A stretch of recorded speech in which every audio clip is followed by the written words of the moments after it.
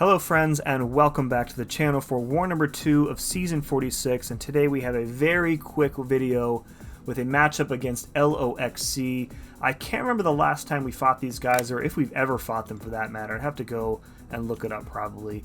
In any case, our team today, Sandman, Lady Deathstrike, and Odin coming to war, are going to be supplying myself with some pre-fights. We're going to be on Path 9 today. We have skipped Section 1 entirely, and we're going to be taking these two fights on 9B, starting off with a Gorr here on node 27 with Hazard Shift. Originally had Carl and I-Bomb assigned for this, and I realized that Sandman would be a much better counter, and I could free up a spot on somebody else's team for a different champion too. So I was able to bring my own Odin here for the next fight.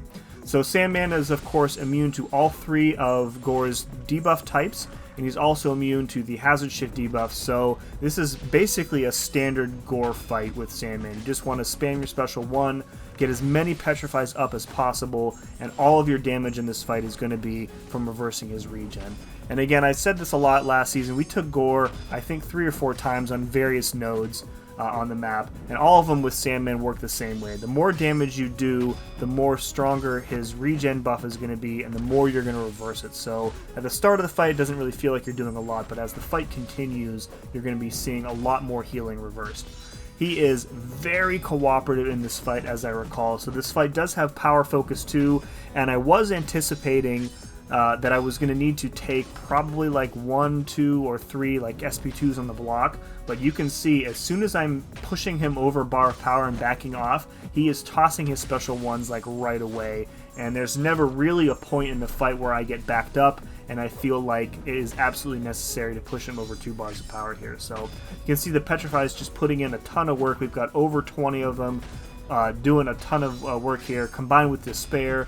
They're just, you know, he's melting down pretty quickly, and this is probably the cleanest Sandman fight against Gorr that I've had ever, for that matter. So, all right, our second and final fight is this rank 5 DANI MOONSTAR here, also on Hazard Shift. We're going to be activating all 3 Odin pre-fights because, well, you know, why the heck not? The only one we really need, of course, is the shock resistance here, and Lady Deathstrike has 90% resistance to bleed as well. So since she's not straight up immune to the debuffs, Inequity probably is going to play a little bit of a role here. The only thing we want to focus on, we're going to ignore the damage because it's really not a lot when all is said and done.